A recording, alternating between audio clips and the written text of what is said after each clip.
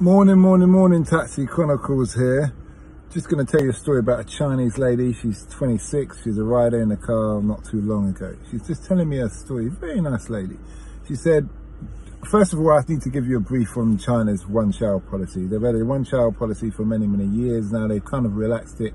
If you're business people, you're allowed, or business couple, you're allowed to have many children as you want, so obviously you can afford it. If you work for the government or anyone else, it's one child, more or less. Yeah, that's the way I understood it. Now, she's the second child. She was meant to be a boy. The mum was disappointed, so his mum said she didn't want to know.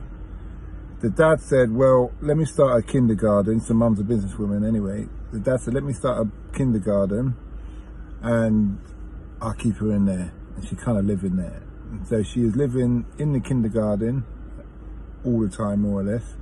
And then as she got older, she was sent to her grandparents, her father's grandparents. The mum and dad were living separately because they're like two bulls in a pen and they live in different parts of China, what have you. Then as she got older from the grandparents, I think it's about 7 years old or what have you, she went to live with her godparents, who she knew as her parents, for whatever. She's told they already had 4 children because they're business people and so they could have many as they want. And then when she found out later that they're not her parents and her parents are these people who are, you know, don't really want to know, she's devastated. She's really heartbroken.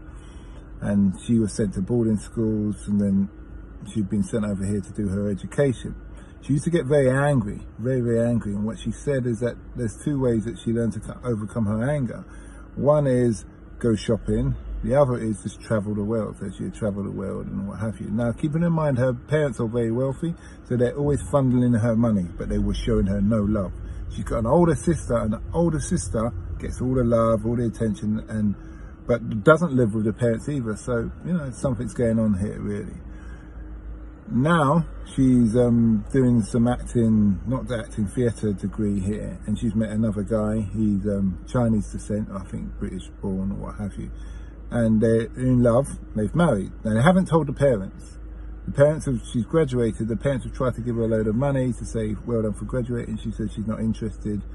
But I turned to her and said, love, you know what? It sounds like you're just going to start a new life on your own here. So you may as well take the money, put it to some good use, invest it, mortgage, whatever. But you can live like that money's not really there if it really thinks. But let's, you know, it is what it is.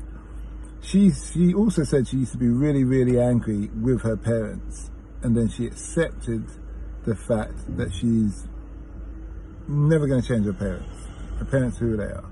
So in essence, what happens now, she's just like, this is life, and she's disappointed in her parents, but wouldn't say they're angry. But what I get from this is that you can't substitute money with love. So all you wealthy parents out there, check yourself if that's what you're doing, regardless of your nationality. And coming from children's home, for myself, there's always somebody out there whose story is worse than yours or just as bad. So be happy in life of your predicament, and especially how you turned out as an adult. And if you're not happy, change whatever you're unhappy about. Apart from that, Taxi Chronicles, have a nice day.